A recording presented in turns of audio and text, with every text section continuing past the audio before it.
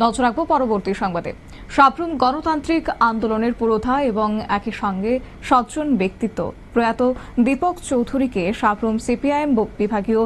Party অফিসে শেষ শ্রদ্ধা ও শোক মিছিলের মধ্য দিয়ে তাকে শেষবারের মতো বিদায় জানিয়েছেন বিরোধী দলনেতা তথা সাপ্রুমের বিধায়ক অর্থাৎ সিপিএম এর পলিট ব্যুরো সদস্য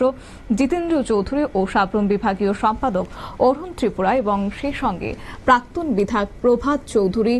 ও বিরুনিয়া সিপিআইএম নেতৃত্ব দীপঙ্কর সেন এবং সে সঙ্গে সাপ্রুম বিভাগীয় কমিটির সদস্য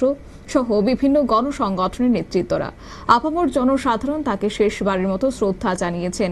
অবশ্য প্রয়াত দীপক চৌধুরী রবিবার সন্ধ্যা 6:50 তিনি শেষ নিঃশ্বাস ত্যাগ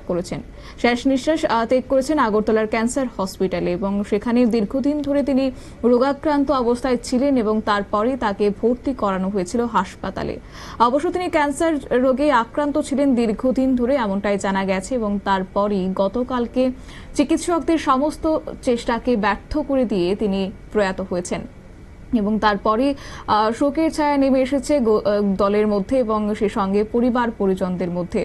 যদিও আজকে ওনার দেহ নিয়ে মিছিল করা হয়েছে এবং মিছিল করেছেন সাপ্রুমের বিভিন্ন পথ পরিক্রমা করা হয়েছে এবং সাপ্রুম গণতান্ত্রিক সেই আন্দোলনের পুরোধা এবং সজ্জন ব্যক্তিকে অর্থাৎ দীপক চৌধুরীকে শেষ নিঃশ্বাস ত্যাগ করেছেন এবং তিনি ত্যাগ করার পরই তাকে শেষবারের মতো বিদায় জানিয়েছেন দলের সদস্যবৃন্দরা।